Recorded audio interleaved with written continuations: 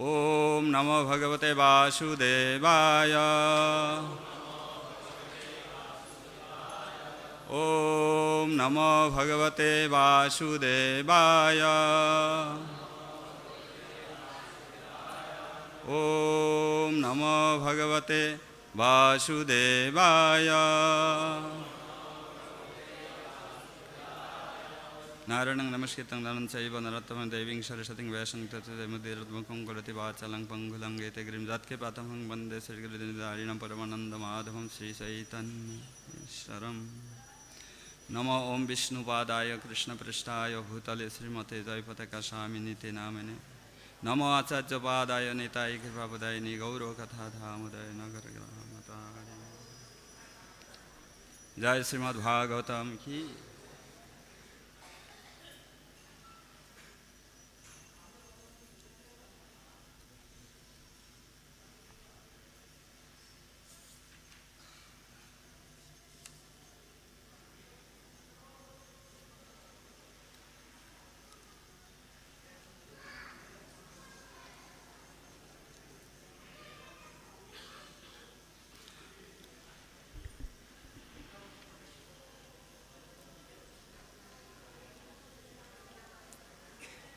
আমরা প্রতিদিনের ন্যায় আজকেও শ্রীমদ্ ভাগবতম থেকে পাঠ করে শ্রবণ করব। নবম স্কন্দ একাদশ অধ্যায় ভগবান শ্রী রামচন্দ্রের পৃথিবী শাসন নামক অধ্যায় শ্লোক 1। শ্রীশুক উবাচ ভগবান আত্মনা আত্মানম राम उत्तम कल्पकये सर्वदेवमयं देवीं इजेत आचार्यवान् मखे भगवान् आत्मना आत्मनं राम उत्तम कल्पकये सर्वदेवमयं देवीं इजे अतो आचार्यवान् मखे भगवान् आत्मना आत्मानं राम उत्तम कल्पकये सर्वदेवमयं देवीं इजे अतो आचार्यवान् मखे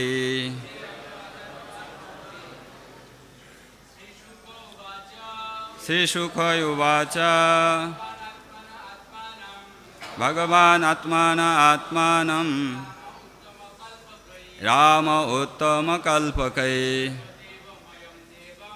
सर्वदेवमयं देवम् इजे अथ आचार्यवान् मखे भगवान् आत्मना आत्मानं राम उत्तम कल्पकये देवमयं देवा मखे। माताजी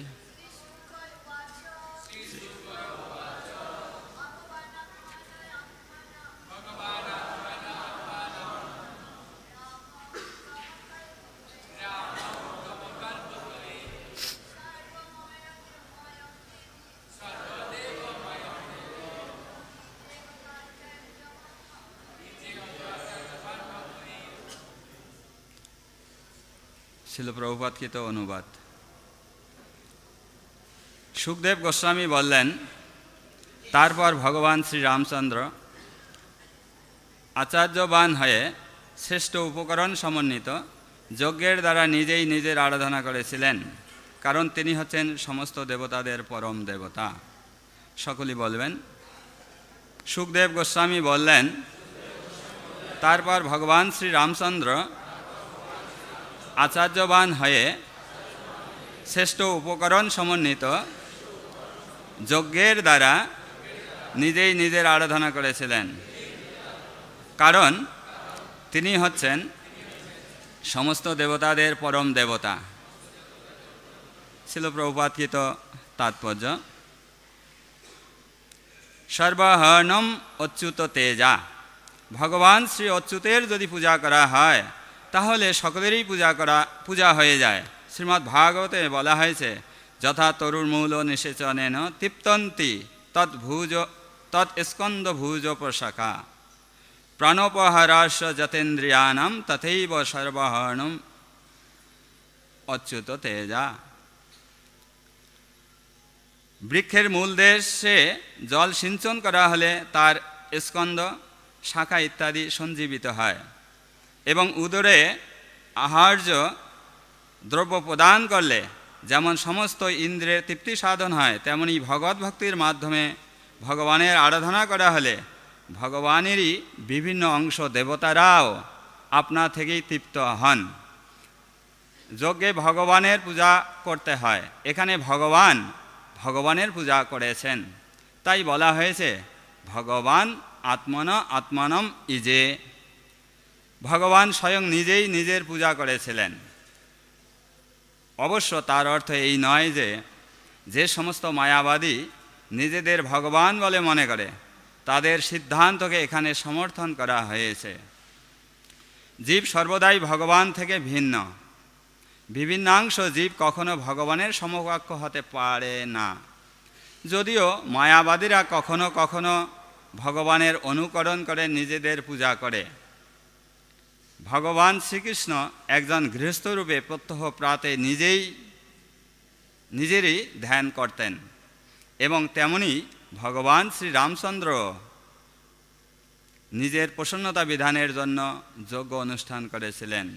কিন্তু তার অর্থ এই নয় যে অহংগ্রহ উপাসনার পন্থা অবলম্বন করে সাধারণ মানুষও ভগবানের অনুকরণ করতে পারে।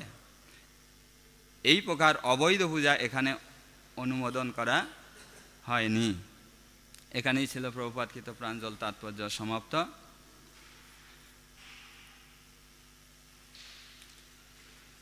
শিল প্রভুপাদ এই শ্লোকের তাৎপর্যে বিশেষ করে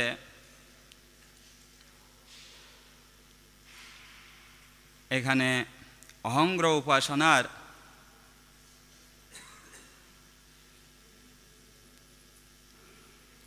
বিরুদ্ধে তিনি তাৎপর্য প্রদান করেছেন। এই অহংগ্রহ উপাসনা কখনোই আমাদের মতো সাধারণ বদ্ধজীবের পক্ষে অনুমোদিত নয়।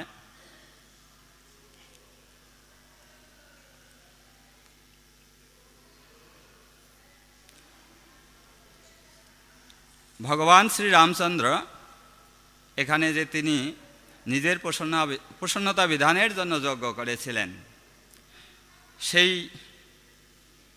কথা এখানে বলা হয়েছে যে তিনি নিজের ইচ্ছা মতো সেই যজ্ঞ সম্পাদন করেননি। শ্লোকে বলা হয়েছে আচার্যবান।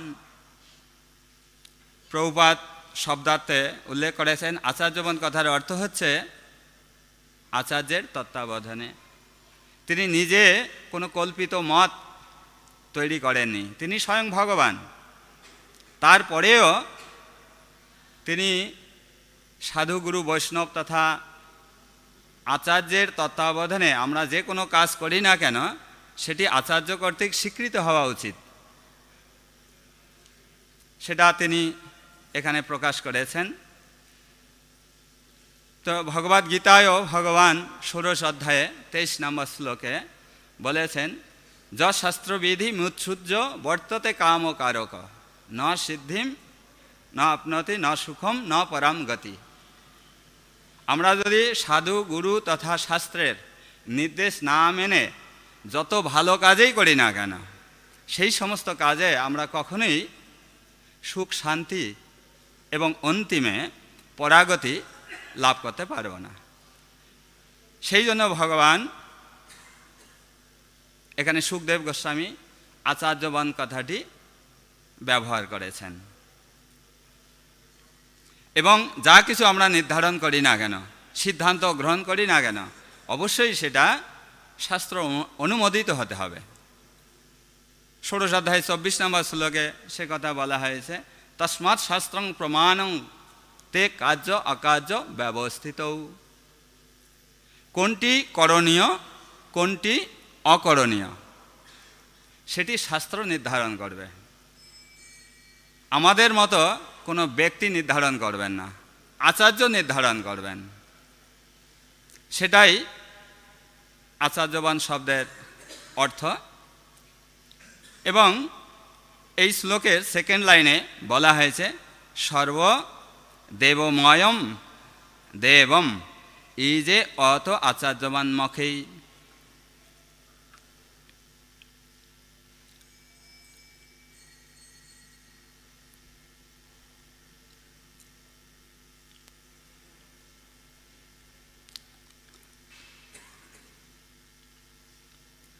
ভগবান রামচন্দ্র আচার্যবান হয়ে মানে আচার্য কর্তৃক স্বীকৃত হয়ে সর্ব দেবতাদের দেবতা ভগবানের আরাধনা করেছিলেন।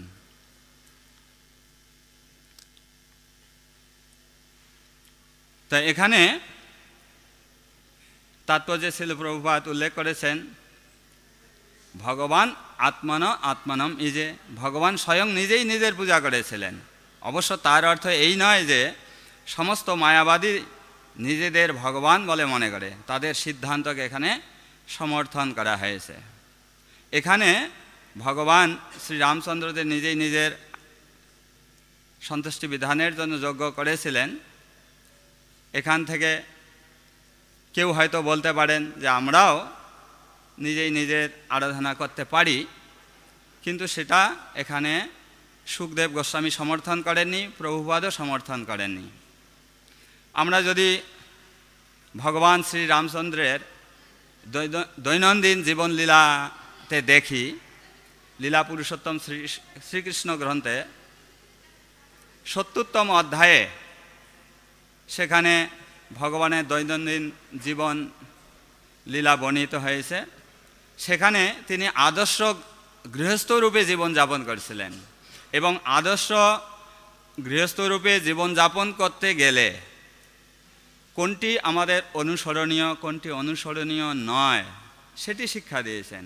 আর দ্বিতীয়ত কথা আছে তিনি হচ্ছেন স্বয়ং ভগবান, তিনি যা কিছুই করুন না কেন তার জন্য সেটি প্রযোজ্য, কিন্তু আমরা বদ্ধজীব হয়ে আমাদের জন্য সেটি প্রযোজ্য নয়। শিল প্রভুপাদ লীলা পুরুষোত্তম গ্রন্থে সেটি বিস্তারিতভাবে ব্যাখ্যা করেছেন। তো সেখানে শিল প্রভুপাদ ব্যাখ্যা করেছেন যে আমরা নিজেই নিজের আরাধনা করতে পারি না, ভগবান শ্রী রামচন্দ্র করেছেন, তাকে আমরা অনুকরণ করতে পারি না। আমাদের কি করতে হবে? তাকে অনুসরণ করতে হবে। তার মানে তিনি গৃহস্থ জীবনযাপন লীলাবিলাস করছিলেন। তিনি একই সঙ্গে ১৬,১০৮ জন মহিষীর রাজপ্রাসাদে অবস্থান করছিলেন, কিন্তু আমরা তো একটা গৃহ ব্যতীত দুটা গৃহে অবস্থান করতে পারি না। তাহলে আমরা কি করে ভগবান শ্রী কৃষ্ণকে অনুকরণ করতে পারি? তাই আমাদের তাকে অনুসরণ করতে হবে। ভগবান শ্রীকৃষ্ণচন্দ্র তিনি প্রাতকালে উঠতেন, ব্রহ্ম মুহূর্তে উঠতেন, উঠে স্নান আদি প্রাতকালীন ক্রিয়া সমাপ্ত করে তার প্রথম কাজ ছিল অহম গ্রহ উপাসনা। তিনি নিজেই নিজের উপাসনা করতেন। তা সেটি আমরা অনুকরণ করতে পারি, আমাদের অনুসরণ করতে হবে। তেমনি আমরা যারা ভগবান শ্রীকৃষ্ণের ভক্ত, আমাদেরকেও এই প্রাতকালে ব্রহ্ম মুহূর্তে উঠতে হবে। উঠে কি করতে হবে? ভগবানের আরাধনা করতে হবে, শ্রীহরির আরাধনা করতে হবে। সেই জন্যই শিল প্রভুপাদ আন্তর্জাতিক কৃষ্ণ ভাবনামৃতের সঙ্গে এই প্রাতকালে মঙ্গল আরতির ব্যবস্থা করেছেন। এই মঙ্গল আরতি জপ কীর্তনাদি এবং ভগবানের আরাধনা এক এবং অভিন্ন। আমরা যদি নিয়মিত এই প্রাতকালীন মঙ্গল আরতি তথা জপ কীর্তন আদিতে অংশগ্রহণ করি, তা সেটি হচ্ছে কৃষ্ণ স্মরণ বা কৃষ্ণ উপাসনা। এবং ভগবান শ্রী রামচন্দ্র সেটি করতেন।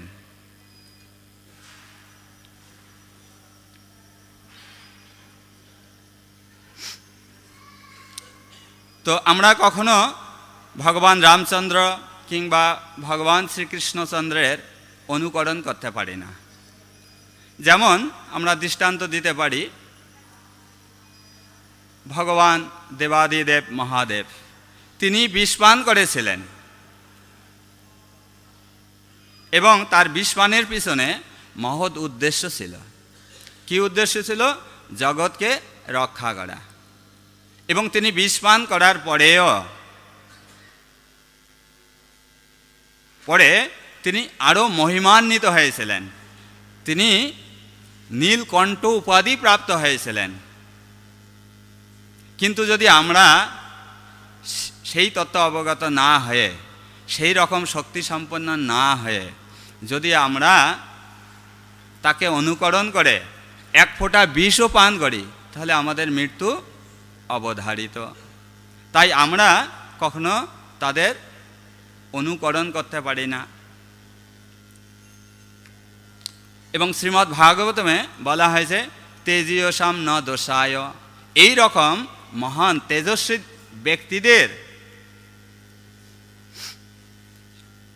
ব্যক্তিরা যদি আমাদের চোখে কোনো গহিত অপরাধযুক্ত কাজও করেন, তথাপি সেটা দোষযুক্ত নয়। সূর্যদেব কত অপবিত্র স্থানে তার সূর্যকিরণ বিতরণ করছেন, কিন্তু তাই বলে তিনি অপবিত্র হচ্ছেন না, তিনি বরং সব কিছুকেই পবিত্র করে তুলছেন। সেটাই ছিল প্রভুপাদ এই শ্লোকের তাৎপর্যে এই অনুকরণ করতে নিষেধ করেছেন। আর ছিল প্রভুপাদ এই তাৎপর্যে উল্লেখ করেছেন যে কিছু নির্বিশেষবাদী বা মায়াবাদী নিজেদের ভগবান বলে মনে করে অহমগ্রহ উপাসনা করে। এই অহমগ্রহ উপাসনা কথা এখানে বলা হয়েছে, সেই মায়াবাদীদের কথা বলা হয়েছে। তো মায়া শব্দটি দুটি অর্থে ব্যবহার হয়। একটি হচ্ছে বৈদিকী মায়া, একটি হচ্ছে অবৈদিকী মায়া। বৈদিকী মায়া কি? পরম ব্রহ্ম পরমেশ্বর ভগবানের শক্তি। আমরা ভগবদ গীতায় দেখতে পাই দৈবী রেষা গুণময়ী মম মায়া দুরত্যয়া। মম মায়া, সেই মায়া কি? ভগবানেরই শক্তি। এটি হচ্ছে বৈদিকী মায়া। আর অবৈদিকী মায়া কি? সেটি হচ্ছে মিথ্যা সৃষ্টি। অবৈদিকী মায়ার অর্থ হচ্ছে মিথ্যা সৃষ্টি, যেটা শঙ্করাচার্য অবৈদিকী মায়াকে গ্রহণ করেছেন। করে এই অবৈদিকী মায়াকে আশ্রয় করার জন্য তিনি তার মতবাদ পোষণ করেছেন যে ব্রহ্ম সত্য, জগৎ মিথ্যা। কিন্তু গৌড়ীয় বৈষ্ণব সিদ্ধান্ত অনুসারে ব্রহ্ম সত্য,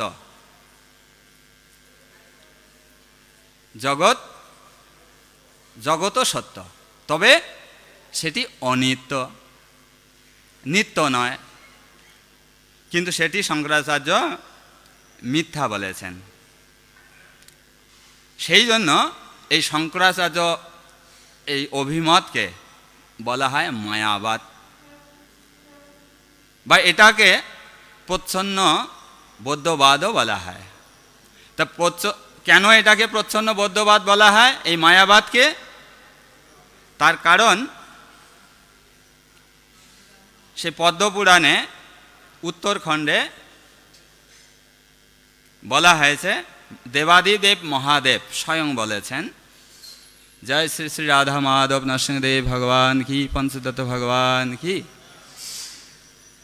মায়াবাদম অসৎশাস্ত্রম প্রচ্ছন্ন বৌদ্ধম উচ্যতে ময়ৈব বিহিতং দেবী কল্লৌ ব্রাহ্মণ মূর্তিনা।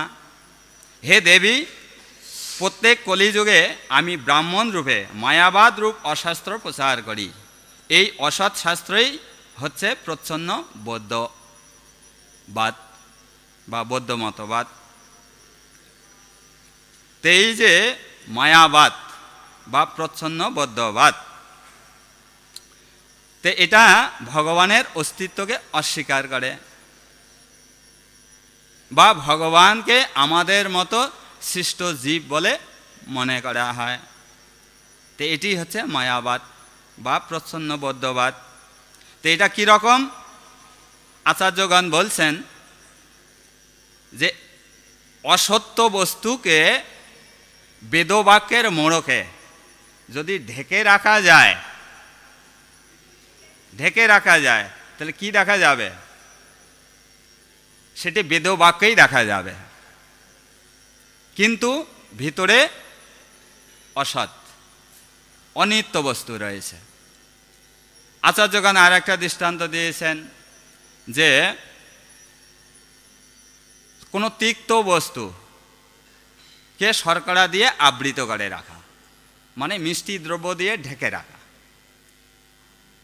সেটাই হচ্ছে অসৎ শাস্ত্র, সেটাই হচ্ছে মায়াবাদ বা খাপে ঢাকা তলোয়ার। ভিতরে তলোয়ার, খাপটি ঝকঝকে চকচকে স্বর্ণ নির্মিত, আসলে সেটি তলোয়ার।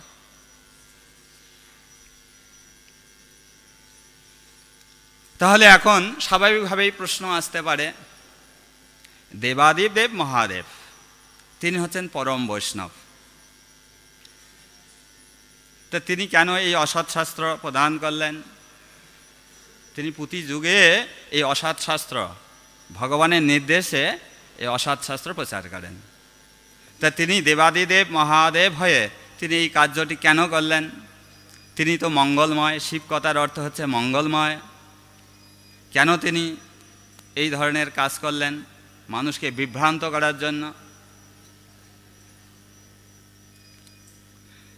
তো এখানে ভগবান শিবের কোনো দোষ নেই, কেননা তিনি ভগবান শ্রীহরির নির্দেশেই এই অসৎ শাস্ত্র প্রচার করেছেন। এবং ভগবান বলেছেন যে তুমি শুধু অসৎ শাস্ত্র প্রচার করবে না, আমাকে ঢেকে রাখবে। অসৎ শাস্ত্র প্রচার করবে এবং আমাকে আবৃত করে রাখবে, আমাকে গোপন করবে, যাতে মানুষ আমাকে সহজে জানতে না পারে। এবং এর পিছনে আর একটি, ভগবান শ্রীহরি কেন শিবকে এটা বললেন, এটার গোপন রহস্য হচ্ছে সৃষ্টি কার্য বৃদ্ধি করার জন্য, যাতে দ্রুত সৃষ্টিকার্য বৃদ্ধিপ্রাপ্ত হয়, সেই জন্য ভগবান এরকম নির্দেশ দিয়েছেন। তো এখন স্বাভাবিকভাবেই আর একটি প্রশ্ন এসে উপস্থাপন হচ্ছে যে ভগবান শ্রীহরি হচ্ছে জগৎ উদ্ধারক, তিনি নির্দেশ দিলেন এই অসৎ শাস্ত্র প্রচার করার জন্য। দেবাদিদেব শিব ভগবানের নির্দেশে সেই কার্যটি সম্পাদন করলেন। তাহলে তিনি যদি জগৎ উদ্ধারক হন আর শিবকে দিয়ে যদি অসৎ শাস্ত্র প্রচার করান, তাহলে মানুষও অসৎ হয়ে যাবে। তাহলে তিনি জগৎ উদ্ধারক হলেন কি করে?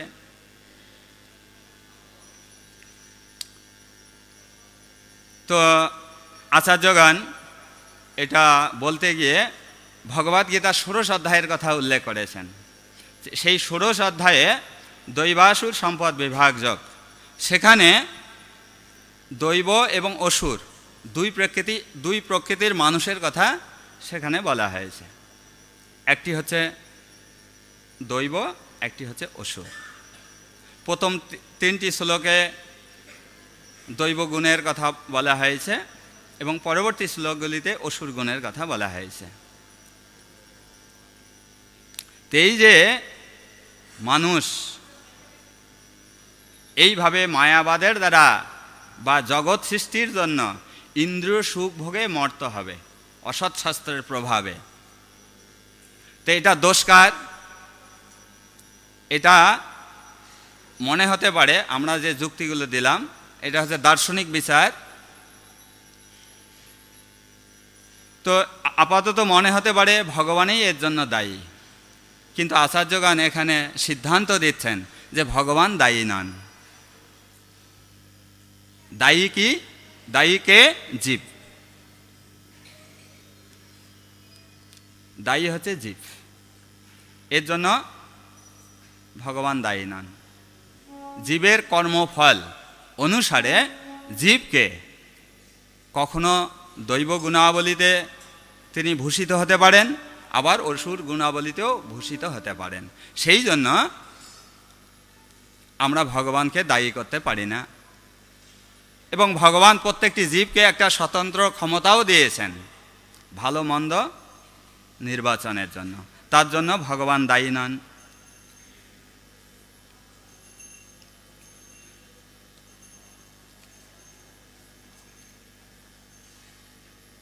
তো আমরা দেখি মায়াবাদী ভাষ্যের আচার্য হচ্ছেন শঙ্করাচার্য। শঙ্করাচার্য তার মায়াবাদ শাস্ত্রে কিছু বেদ বিরুদ্ধ কথা বলেছেন, আবার কিছু বেদসম্মত কথা বলেছেন। বেদের অনুগত হয়ে কিছু কথা বলেছেন, আর বেদের বিরুদ্ধাচরণ কিছু করেছেন। তো সেই বেদ বিরুদ্ধ কথাগুলি হচ্ছে ঈশ্বরের আদেশে, ভগবানের আদেশে শঙ্করের উক্তি, শঙ্করাচার্যের উক্তি। এটা দেবাদিদেব মহাদেবের উক্তি নয়। দেবাদিদেব মহাদেবেরই অংশ হচ্ছেন শঙ্করাচার্য। এটা দেবাদিদেব মহাদেবের উক্তি নয়, এটি হচ্ছে শ্রীপাদ শঙ্করাচার্যের উক্তি। আচার্যগণ এভাবে ব্যাখ্যা করেছেন। এবং যে সমস্ত উক্তি বেদসম্মত সেগুলি হচ্ছে দেবাদিদেব মহাদেবের উক্তি বা মহাদেবের স্বরূপের উক্তি। এবং সেই শঙ্করাচার্য এই নবদ্বীপ মণ্ডল পরিক্রমায় একটি স্থান শঙ্করপুর, তিনি সেখানে এসেছিলেন। তিনি যখন সেখানে আসেন তখন শ্রী চৈতন্য মহাপ্রভুর সঙ্গে তার সাক্ষাৎ হয়। তখন শ্রী চৈতন্য মহাপ্রভু তাকে এই নবদ্বীপ মণ্ডল পরিত্যাগ করে অন্যত্র যাওয়ার নির্দেশ দেন। এবং যেহেতু তিনি ভগবানের পরম ভক্ত এবং ভগবানের নির্দেশেই তিনি মায়াবাদ প্রচার করেছেন, আর এখানে শ্রী চৈতন্য মহাপ্রভু হচ্ছেন স্বয়ং ভগবান, তাই তিনি ভগবানের আদেশ শিরোধার্য করে এই স্থান পরিত্যাগ করে তিনি অন্যত্র, বিশেষ করে তিনি পাশ্চাত্য দেশে গেলেন, পশ্চিম দেশে গেলেন এবং সেখানে মায়াবাদ প্রচার করলেন। এবং শ্রী চৈতন্য মহাপ্রভু ও নির্দেশ দিয়েছেন এই মায়াবাদ থেকে দূরে থাকার জন্য। মায়াবাদীর ভাষ্য শুনিলে জীবের হয় সর্বনাশ, ভক্তি নষ্ট হয়ে যাবে। তো এই সম্পর্কে আমরা শ্রী চৈতন্য মহাপ্রভুর পার্শ্বদের মধ্যে অন্যতম ভগবান আচার্য এবং তার ভাই গোপাল ভট্টের কাহিনী একটু আলোকপাত করব। তা ভগবান আচার্য চৈতন্য মহাপ্রভুর অন্তরঙ্গ পার্ষদ এবং শ্রী চৈতন্য মহাপ্রভু তাকে নিজ ভ্রাতার মতো দেখতেন এবং তিনিও শ্রী চৈতন্য মহাপ্রভুকে নিজ ভ্রাতার মতো সম্মান করতেন। এক সময় শ্রী চৈতন্য মহাপ্রভু এই ভগবান আচার্যের কাছে নিজেকে গোপাল বালক রূপে প্রকাশ করলেন এবং তখন ভগবান আচার্য বুঝতে পারলেন ইনি কোনো সাধারণ ব্যক্তিত্ব নন, ইনি স্বয়ং ভগবান। এবং সেই তত্ত্ব অবগত হয়ে তিনি তার চরণে শরণ গ্রহণ করলেন। এবং চৈতন্য মহাপ্রভুর অন্তরঙ্গ পার্ষদ স্বরূপ দামোদর যা কিছুই করা হোক না কেন, চৈতন্য মহাপ্রভুর কাছে যেতে হলে বা চৈতন্য মহাপ্রভুকে কিছু দেখাতে হলে, কিছু খাওয়াতে হলে একজনের পারমিশন নিতে হতো। তিনি হচ্ছেন মহাপ্রভুর সেক্রেটারি স্বরূপ দামোদর। তা স্বরূপ দামোদরকে ভগবান আচার্য নিবেদন করলেন। স্বরূপ দামোদরের সঙ্গে ভগবান আচার্যের বন্ধুর মতো সম্পর্ক ছিল, বন্ধুত্বপূর্ণ সম্পর্ক ছিল। তা তিনি তাকে বললেন যে আমার ভাই সবে মাত্র বেনারসে বেদান্ত পাঠ সমাপ্ত করেছে, সে এখন বেদান্তে পারদর্শী হয়েছে। তো আমরা তাকে আমাদের এখানে আহ্বান করতে পারি আর তার কাছ থেকে আমরা কিছু বেদান্ত শ্রবণ করতে পারি। এই কথা শোনা মাত্রই স্বরূপ দামোদর তার বন্ধুত্বপূর্ণ সম্পর্কের কথা ভুলে গিয়ে ক্রোধদীপ্ত নয়নে তার দিকে তাকিয়ে থাকলেন এবং তাকে বললেন, সেই গোপালের মতো তোমার কি করে বুদ্ধি ভ্রষ্ট হলো?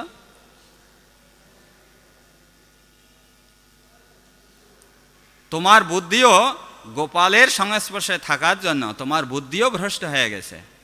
তুমি এখন ভাগবতের তত্ত্ব আলোচনা না করে, শ্রবণ না করে তুমি বেদান্ত শুনতে চাইছো তোমার ভাই গোপাল ভট্টাচার্যের কাছে। এইভাবে যখন তাকে তিরস্কার করলেন এবং বললেন যে এই মায়াবাদী ভাষ্য শুনলে তোমার ভক্তি নষ্ট হয়ে যেতে পারে, তখন ভগবান আচার্য প্রতিবাদ করে বললেন যে না না, আমার ভক্তি অটলা রয়েছে, অটলা ভক্তি রয়েছে, আমরা অত্যন্ত উন্নত স্তরে রয়েছি, আমাদের পথভ্রষ্ট হওয়ার কোনো সম্ভাবনা নেই। তখন স্বরূপ দামোদর বললেন যে না, তাদের ভাষ্য এমনই, ব্রহ্ম সত্য জগৎ মিথ্যা, তারা এমনভাবে কিছু যুক্তি উত্থাপন করবেন যেগুলি শুনলে আমরা মনে করব হ্যাঁ এটি সত্যি। এমনকি মহান মহান আচার্য এবং শ্রেষ্ঠ স্থানীয় ভক্তরাও বিভ্রান্ত হয়ে যায়। তখন তিনি ভগবান আচার্য যখন স্বরূপ দামোদরের কাছে এইভাবে কঠোর বাক্য শ্রবণ করলেন, তিনি অত্যন্ত ভীত হয়ে গেলেন এবং তৎক্ষণাৎ তিনি তার গৃহে ফিরে গিয়ে তার ভাই গোপাল ভট্টকে বললেন যে তুমি অতি শীঘ্রই এই পুরী ধাম পরিত্যাগ করে অন্যত্র চলে যাও। এই মায়াবাদ কতটা আমাদের ক্ষতি করতে পারে তা আমরা এই কাহিনীর মাধ্যমে জানতে পারছি। আজকে হচ্ছে কার আবির্ভাব তিথি? জগদীশ পণ্ডিতের আবির্ভাব তিথি। তো যেহেতু আজকের আমাদের আলোচনা এই মায়াবাদ অহংগ্রহ উপাসনা, তা আমরা পরে আর সময় পাব না, এই সুযোগে একটু জগদীশ পণ্ডিতের।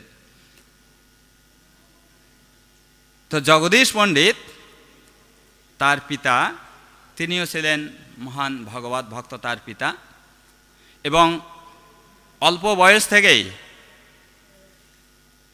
তিনি ভগবত ভক্তি অনুশীলন শুরু করেন। একদিন তার মা 6 মাস বয়সে তার অন্নপ্রাশন হয়, 5 বছর বয়সে 6 বছর বয়সে তার নামকরণ আদি হয় এবং 9 বছর বয়সে তিনি ব্যাকরণ, অলঙ্কার, বেদান্তে মহাপণ্ডিত হয়ে ওঠেন।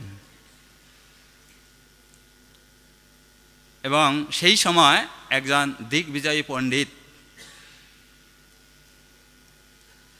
এসেছিলেন। তখন তিনি শুনলেন যে এরকম জগদীশ পণ্ডিত মহাপণ্ডিত হয়ে উঠেছে, নদিয়া নবদ্বীপে মহাপণ্ডিত হয়ে উঠেছে। তাই তখন সেই দিগ্বিজয়ী পণ্ডিত তার কাছে চলে গেলেন এবং তাকে তর্কযুদ্ধে আহ্বান করলেন। তা পণ্ডিতদের একটা নীতি হচ্ছে, কেউ যদি তর্কযুদ্ধে আহ্বান করে তারা কখনো না বলতে পারেন না, ক্ষত্রিয়দের মতো তারা তর্কযুদ্ধে লিপ্ত হয়ে যান। এবং যখন তিনি তর্কযুদ্ধে করতে সম্মত হলেন, তখন তার পিতা অত্যন্ত মানে দুঃখ পেলেন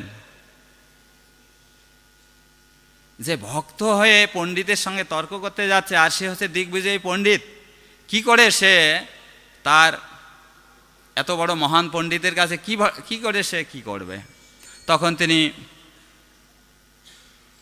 বললে যে না না, তোমার এটা উচিত নয়, বরং তুমি নম্র সহকারে সেখান থেকে ফিরে আসাই ভালো। তখন তিনি পিতাকে আশ্বস্ত করলেন যে পিতা, আপনি ভয় পাবেন না, দেখুন। তারপর তিনি পিতাকে আশীর্বাদ নিয়ে পিতাকে প্রণাম করে তিনি সেই পণ্ডিতের কাছে গেলেন এবং তিনি ভগবত তত্ত্বের বিচার দিয়ে তাকে অতি অল্প সময়ের মাধ্যমে তাকে পরাস্ত করলেন। এবং সেই দিগ্বিজয়ী পণ্ডিত তার চরণে তখন পতিত হয়ে তার শরণাগত হলেন এবং পরবর্তীকালে তিনি মহান ভগবত ভক্তে পরিণত হলেন। এই হচ্ছে সেই জগদীশ পণ্ডিত। আজ হচ্ছে তার আবির্ভাব দিবস। জয় জগদীশ পণ্ডিত কি। তো সতী নারী যেমন কখনো বেশ্যাকে সহ্য করতে পারে না, বেশ্যার কে দর্শন করা তো দূরের কথা, বেশ্যার নাম শুনতে পারেন না। তেমনি এই ব্রহ্মবদ্ধ গৌড়ীয় সম্প্রদায়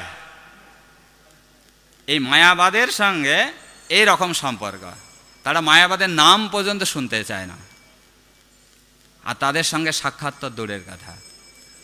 সেই জন্যই চৈতন্য মহাপ্রভু বলেছেন যে মায়াবাদী ভাষ্য শুনিলে হয় জীবের সর্বনাশ, আমাদেরকে সাবধান করে দিয়েছেন। তা আমাদের সম্প্রদায় আচার্য, আমরা মাধ্যাচার্যের কথা জানি। তা মাধ্যাচার্য এই অবৈদিক মতবাদ মায়াবাদকে খণ্ডন করেছেন, বৈদিক তত্ত্ব দিয়ে মায়াবাদকে পরাস্ত করেছেন এবং 100টি দোষ দর্শন করেছেন। তাই তার একটা গ্রন্থ আছে, মায়াবাদ শত দোষণী, একটা বই তিনি রচনা করেছেন।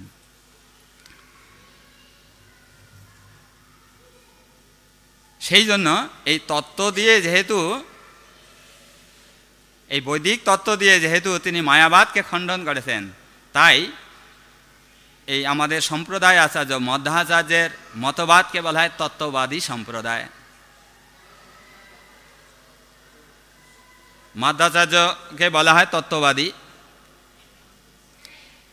তা আমরা তার জীবন চরিত্রে একটু প্রবেশ করব। তা মধ্যাচার্যের পিতার নাম হচ্ছে মধ্যগৃহ শ্রী নারায়ণ ভট্ট।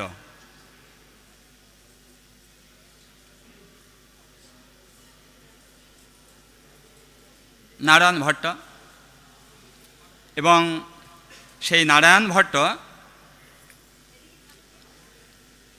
তখন এই সমাজে মায়াবাদের এত প্রভাব বিস্তার করেছিল, সর্বত্রই মায়াবাদের জয় জয়কার ছিল। এই রকম পরিস্থিতিতে মধ্যাচার্য আবির্ভূত হয়েছিলেন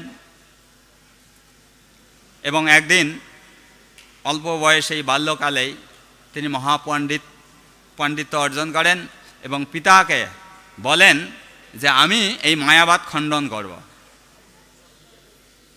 মায়াবাদ এই জীবকে সর্বনাশ করছে, আমি এই মায়াবাদকে খণ্ডন করতে চাই। তার পিতা অত্যন্ত ভীত হলেন, কেননা যে দেখো হে বৎস, তোমার এই ঔদ্ধত্যপূর্ণ আচরণ ঠিক নয়। তার এই আচরণে পিতা অসন্তুষ্ট হলেন এবং বললেন যে মায়াবাদ হচ্ছে বহুল প্রসারিত একটা মতবাদ, তাছাড়া সমাজে যথেষ্টভাবে সমাদৃত, আর তুমি তাকে পরাস্ত করবে, সেটা কি করে সম্ভব তোমার মতো একটা নগণ্য বালকের? আর তাকে পরাস্ত করার মতো, এই মায়াবাদকে পরাস্ত করার মতো কারো শক্তি নেই, এই জগতে আর কারো শক্তি নেই।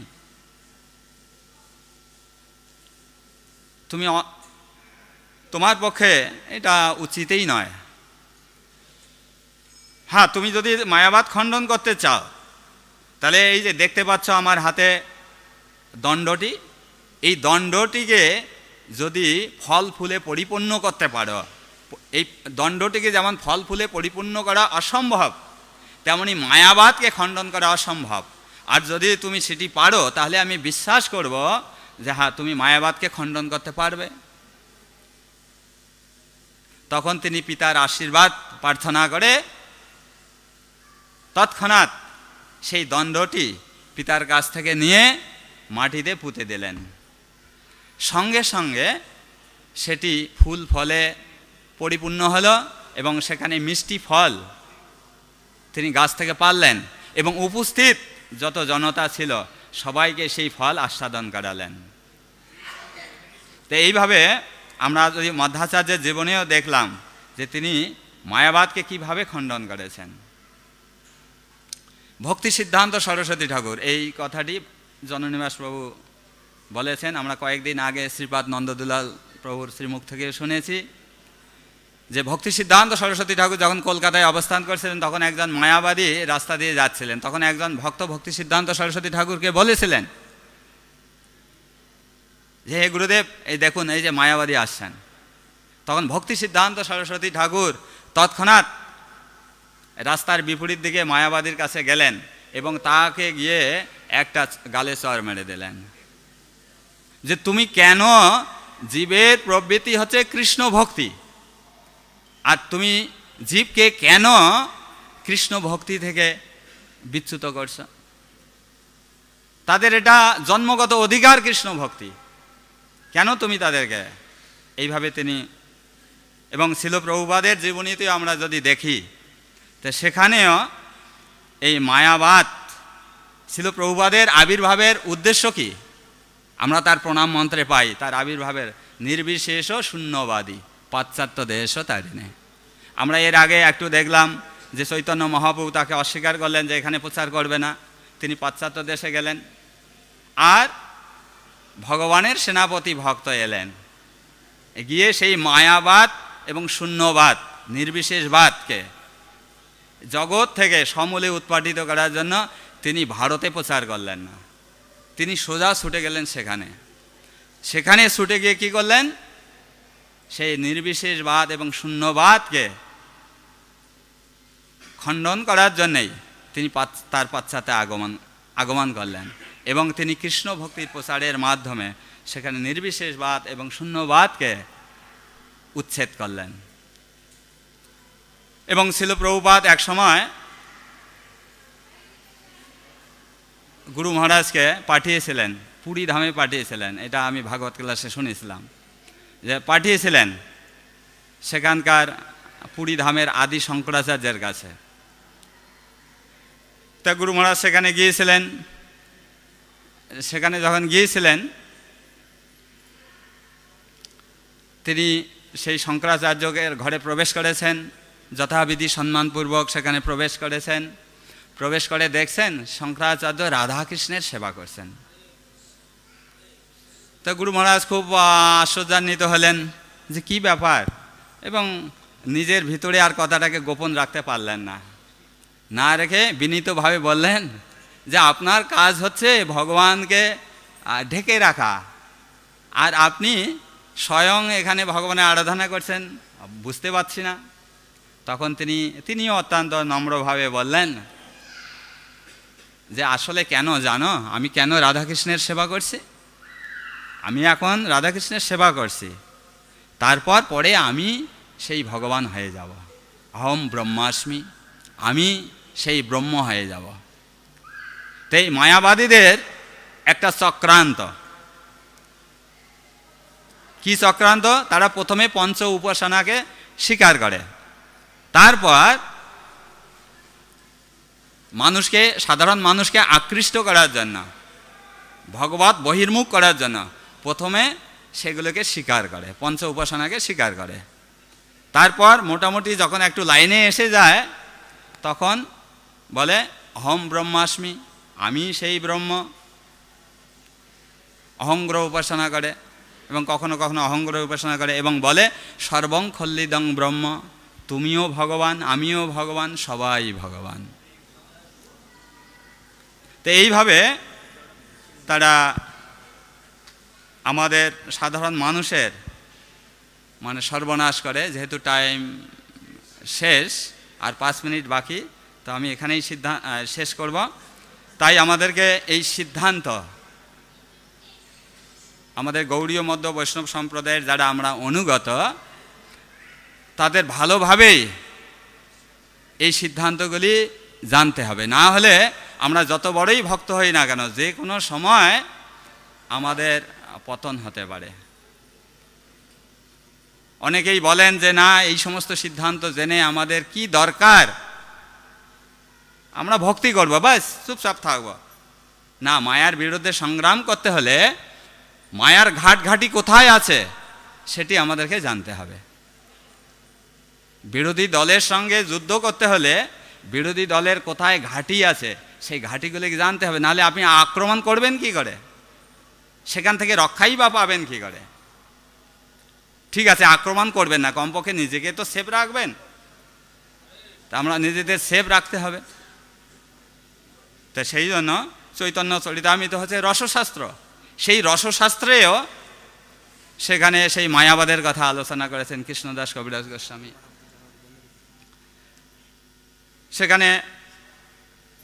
সেখানেও মায়াবাদের কথা উল্লেখ করেছেন। তাই আমাদেরকে সাবধান থাকতে হবে এবং সিদ্ধান্ত বলিয়া চিত্তে না করো অলস, ইয়া হইতে কৃষ্ণে লাগি সুদৃঢ় মানস। তাই আমাদের ভগবানের শ্রী পাদপদ্মে আমাদের নিবিষ্ট থাকতে হবে এবং সেই সঙ্গে আমাদেরকে তাদের ঘাটঘাটিগুলোও জানতে হবে। তাই এই শ্লোকের তাৎপর্য ছিল প্রভুপাদ এই ভগবানের আরাধনার কথা বলেছেন, এবং ভগবানের আরাধনা করলে আর অন্য কারো আরাধনা করার প্রয়োজন হবে না। জয় জগৎগুরু শিল প্রভুপাদ কি, শ্রীমদ্ ভাগবতম কি, সমেত গৌর ভক্তবৃন্দ কি, ভুবন মঙ্গল হরিনাম সংকীর্তন মহাযজ্ঞ কি, নিতাই গৌর প্রেমানন্দে হরি হরি বল। জয় সর্ববিঘ্ন বিনাশকারী প্রহ্লাদনাথ নৃসিংহদেব ভগবান কি, জগৎগুরু শিল প্রভুপাদ কি, পতিত পাবন গুরু মহারাজ কি, ইস্কন গুরুবৃন্দ কি।